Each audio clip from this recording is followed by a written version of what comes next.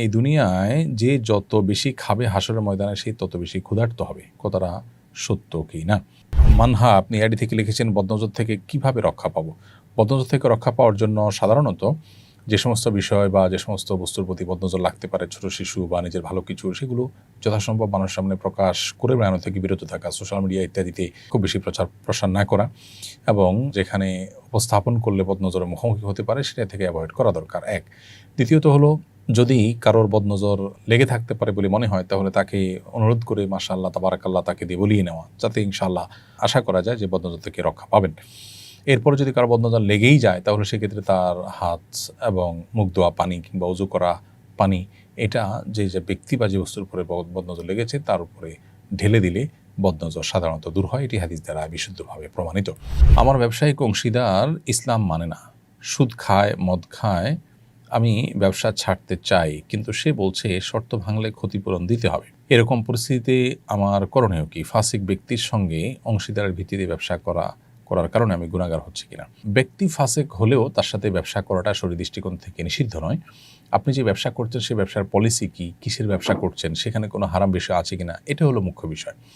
আপনার তার সাথে করা ব্যবসাটা যদি বেসিক্যালি বৈধ ব্যবসা হয়, বৈধ কোনো কাজ হয় এবং সেখানে পলিসিগত কোনো বিষয় যদি শরিয়ার সাথে সাংঘর্ষিক কোনো বিষয় না হয়, তাহলে সেক্ষেত্রে তার সাথে ব্যবসা করাতে কোনো শরিয়ার দৃষ্টিকোণ থেকে আপনার জন্য গুনাহের বিষয় নয় এবং এরকম ব্যবসা ভেঙে ফেলাও তার সাথে আপনার জন্য আবশ্যক নয়। আশরাফুল ইসলাম লিখেছেন, ইসলামী 40 বিধান কি? মৃত ব্যক্তির জন্য সওয়াবের প্রত্যাশায় খানাপিনার আয়োজন করা কি জায়েজ?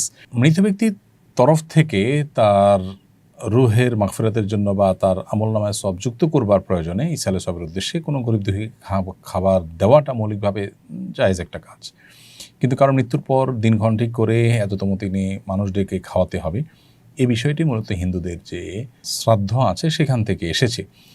এটা মুসলমানদের কোনো কৃষ্টি বা কালচার নয়। দুর্ভাগ্যজনকভাবে এটি আমার দেশে নানাভাবে এস্টাবলিশড হয়ে আছে। এই ধরনের দিনক্ষণ ঠিক করে আপনার খাবারের আয়োজনটা বিদআতে পরিগণিত হবে। সাধারণত এমনি মৌলিকভাবে যে কোনো সময় গরিব দুঃখীকে আপনি খাবার বিতরণ করলেন বা টাকা পয়সা দান করলেন মৃত ব্যক্তির তরফ থেকে, সেটি জায়েজ আছে। কিয়ামতের ছোট বড় আলামতগুলো কী কী? কিয়ামতের ছোট আলামত বলতে বোঝানো হয় সে সমস্ত আলামতকে যেগুলো কিয়ামতের অনেক আগে থেকে দেখা দেয়। কিয়ামতের বড় আলামত বলতে বোঝানো হয় সেই আলামতগুলোকে যেগুলো কিয়ামতের ঠিক প্রাক্কালে শেষ মুহূর্তে যেটা দেখা যায়, যার পরে আসলে মহাপ্রলয় শুরু হয়ে যায়, সেইগুলো হলো কিয়ামতের বড় আলামত। কিয়ামতের ছোট আলামতগুলো এবং বড় আলামতগুলো নিয়ে অনেক বই পুস্তক রচিত হয়েছে। শেখ মোহাম্মদ আল রিফি, সৌদি আরবের একজন আলিম, তার আশরাতুস সাআ নামে একটা বই আছে, বাংলায় এটি অনুবাদও হয়েছে। এখানে কিয়ামতের প্রায় 150 আলামত উল্লেখ করা হয়েছে। তার 10টি হলো বড় আলামত আর বাকিগুলো হলো ছোটো আলামত, অর্থাৎ 140টির মতো ছোটো আলামত রয়েছে। যেমন বাইতুল মাকদিস বিজয়, নবী সাল্লাল্লাহু আলাইহি সাল্লামের আগমনটাও কিয়ামতের একটা ছোটো আলামত, অর্থাৎ ছোটো আলামত বলতে ওই যে আগে ঘটে যাওয়া আলামত।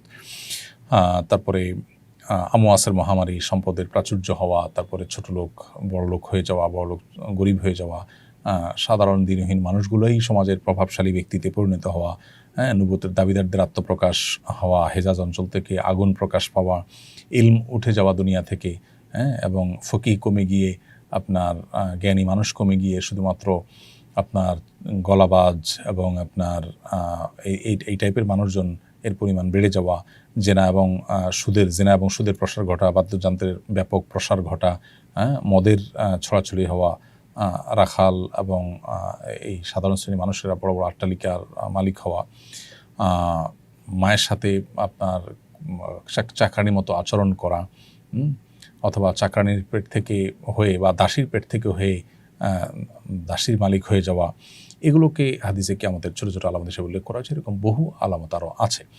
বড় আলামতগুলো যেগুলো কিয়ামতের ঠিক আগ মুহূর্তে প্রকাশ পাবে সেগুলোর মধ্যে প্রথম হলো দাজ্জালের আত্মপ্রকাশ, এরপরে ঈসা আলাইহিস সালামের অবতরণ, এরপরে হলো ইমাম মাহদির আগমন, এরপরে ইয়াজুজ মাজুজ আবির্ভাব, এরপরে 3টা বড় বড় ভূমিধস, একটা পূর্বে, একটা পশ্চিমে, আর একটা আরব উপদ্বীপে। আর 6 নম্বর হলো ধোঁয়া, যেটা ইয়ামান থেকে নির্গত হবে, বের হবে। এরপরে পশ্চিম আকাশ থেকে সূর্য উদিত হওয়া, দাব্বাতুল আরদ নামক একটি প্রাণী পাহাড় চিরে বুক চিরে বের হওয়া এবং গোটা পৃথিবী প্রদক্ষিণ করা। 9 নম্বর হলো কোরআনের অক্ষর উঠে যাওয়া, কোরআন অক্ষর কোথাও না থাকা, কোরআন মানুষের অন্তর থেকে এবং কাগজ থেকে সব জায়গা থেকে হারিয়ে যাওয়া। এবং 10 নম্বর হলো এমন আগুন বের হওয়া যেটা মানুষকে ধাওয়া করতে করতে করতে এক জায়গায় সমবেত করবে। এগুলো সবগুলো হলো কিয়ামতের বা আপনার মহাপ্রলয়ের বড় আলামত বা একদম শেষ মুহূর্তের ঘটা আলামত। জিনের সাহায্যে রোগ নির্ণয় করা অথবা রোগীর মা বাবার নাম নিয়ে সমস্যা নির্ণয় করা কি শরিয়াসম্মত কিনা? জিন আল্লাহ তাআলার মাখলুক এবং সৃষ্টি। অন্যান্য মাখলুকের মতোই জিন থেকে বৈধ সহযোগিতা করা নেওয়া জায়েজ। এর বাইরে জিনের সংবাদের উপর নির্ভর করার সুযোগ নেই। আবার জিনদেরকে আজকাল বিভিন্ন কবিরাজরা যেরকম তাদেরকে বিভিন্ন কাজে লাগায় এবং তাদের বিভিন্ন সহায়তা নিয়ে থাকে, যেটাকে ইস্তেআনাহ বিল জিন বলা হয়, অর্থাৎ জিনদেরকে দিয়ে জিনদের সাহায্য নেওয়া। তো সেরকম সাহায্য নেওয়া নাজায়েজ। মৌলিকভাবে একজন মানুষ, সাধারণ মানুষ থেকে সাহায্য নেওয়ার মতো সাহায্য নেওয়া ঠিক আছে, কিন্তু তাকে দিয়ে তার যে আল্লাহ তাআলা একটা বিশেষ শক্তি দিচ্ছে সেটা দিয়ে সে আপনাকে বলল অমুক জায়গায় এটা হচ্ছে, সে একটু দূরে দেখতে পায়, সে তথ্য আপনাকে দিল, গায়েব জানার মতো এরকম বিষয়গুলো তাদের সহযোগিতা নেওয়া জায়েজ নয়। আর বিশেষ করে রোগ নির্ণয় করার ক্ষেত্রে আপনার কোনো ব্যক্তি যদি এরকম কোনো পলিসি অবলম্বন করে যে রোগীর মা বাপের নাম ধরে বললেই রোগ নির্ণয় করে দেয়, এটাও রুকিয়া শরঈয়ার পদ্ধতির মধ্যে বা শরিয়া সম্মত যে রুকিয়া সেটার পদ্ধতিতে পড়ে না। এ ধরনের ব্যক্তি থেকে বিরত থাকা উচিত এবং এ ধরনের ব্যক্তির সাহায্য নেওয়া থেকে বিরত থাকা উচিত এবং তাদের থেকে দূরে থাকা দরকার। এই দুনিয়ায় যে যত বেশি খাবে হাশরের ময়দানে সে তত বেশি ক্ষুধার্ত হবে। কথাটা সত্য কি না? এই মর্মে মুসনাদে বাজ্জার একটি হাদিস রয়েছে।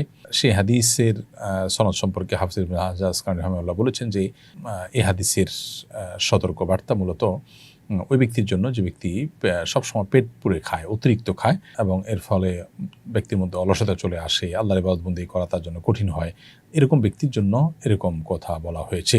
মাঝে মধ্যে বা কখনো কখনো পেট পুরে বা তৃপ্তি সহকারে খেলে সেটা মৌলিকভাবে নিষিদ্ধ কোনো বিষয় নেই। হাদিসের ভাষ্যটা হলো সালমান ফারসি রাদিয়াল্লাহু তাআলা থেকে বর্ণিত। তিনি বলেছেন, নবী করিম সাল্লাল্লাহু আলাইহি ওয়াসাল্লামকে আমি বলতে শুনেছি, ইন্না আকসারান নাসি শাবআন ফিদ দুনিয়া আতওয়ালুহুম জুআ। দুনিয়াতে যারা সবচেয়ে বেশি পেট পুরে খায়, পরিতৃপ্ত হয়ে খায়, তারা আতওয়ালুহুম জুআন ফিল আখিরাত, তারা আখিরাতে সবচেয়ে বেশি ক্ষুধার্ত থাকবে, সবচেয়ে দীর্ঘ সময় ক্ষুধার্ত থাকবে। তো এই ধরনের হাদিস আরও বিভিন্ন বর্ণনা রয়েছে এবং হাদিসটি হাসান পর্যায়ের এবং এর আরও বিভিন্ন শওয়াহিদ অর্থাৎ এর সমপর্যায়ের আরও কয়েকটা বর্ণনা রয়েছে। মৌলিকভাবে হাদিসটি গ্রহণযোগ্যতার লেভেল পর্যন্ত যায়, তার মর্মন্তদের গ্রহণযোগ্যতার লেভেল পর্যন্ত যায়, কিন্তু এখানে উদ্দেশ্য হলো যারা সব সময় পেট পুরেই খায় এবং অতিরিক্ত পেট পুরে খাওয়া, এটা মানুষের আলস্য ইত্যাদি আনার কারণেই মূলত হাদিসে উৎসাহিত করা হয়েছে। মৌলিকভাবে মাঝে মধ্যে পেট পুরে খাওয়া বা পরিপূর্ণ পেটে খাওয়া নিষিদ্ধ নয়, তবে পেট খালি রেখে খাওয়া এটাই হলো সুন্নাহ এবং নবী সাল্লাল্লাহু আলাইহি ওয়াসাল্লামের আদর্শ এবং এটা আমাদের স্বাস্থ্যের জন্য অধিকতর উপযোগী।